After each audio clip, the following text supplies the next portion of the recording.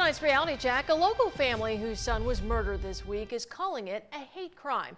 But prosecution of that will prove difficult in Alabama. Gender identity and sexual orientation are not protected classes under the state's current hate crime statute. This image was taken as Jaheim Pugh left home for the night Saturday to go to a party in Prichard. His parents believe Jaheim's appearance was the motive for his murder. Because he was wearing women's clothes, so that's what we think that's the motive behind it. He's wearing a rainbow-colored jumpsuit. His father says Jaheim identified as a gay man who sometimes dressed as a woman. James Lee James Jr. is charged with murdering him. Basically send a message to the community saying that we want justice for Jaheim. Prichard police say right now there is no clear motive or hard evidence pointing to it being a hate crime.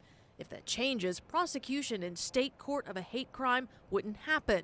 In Alabama, sexual orientation and gender identity are not protected classes under the current hate crime statute. Federal law, however, does allow prosecution of hate crimes motivated by the victim's sexual orientation or gender identity. I definitely think it's underreported. Local activist Brian Mayor says this unnecessary killing is prompting an important conversation for our community. Things like sexual orientation and gender identity should not be reasons for taking someone's life. I believe that it stems from ignorance, from not being educated on these subjects, and fear of someone that is different from yourself. Jaheim's life did matter.